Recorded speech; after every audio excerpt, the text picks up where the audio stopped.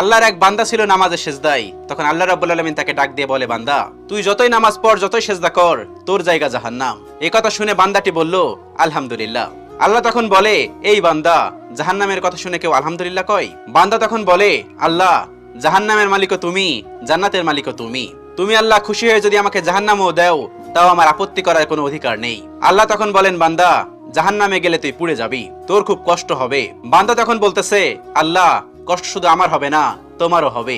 আল্লাহ তখন বলতেছে, বান্দা, তুই পুড়বি জাহান্নামের আগুনে, আমার কষ্ট হবে কেন? বান্দা তখন বলে, আল্লাহ, কোনো মায়ের কোল থেকে যদি কোনো বাচ্চা পানিতে পড়ে যায়, তাহলে কোনো মাই দূরে দাঁড়িয়ে থাকতে পারে না, দৌড়ে গিয়ে বাচ্চাকে কোলে নেয়। আমার বিশ্বাস ওই মায়ের চেয়ে কোটি কোটি গুণ দয়া তোমার বেশি। আমাকে জাহান্নাম দিলে তুমিও আল্লাহ শান্তি পাবে না। আল্লাহ তখন বলে, বান্দা, এই দলিল তুই কই পাইলি? বান্দা তখন বলে, আল্লাহ, আমাদের জাতির পিতা ইব্রাহিম আলাইহিস সালাম তোমার প্রেম মুখে নিয়ে যখন নমরুদের আগুনে পড়ে গেল, তার আগেই তুমি বলে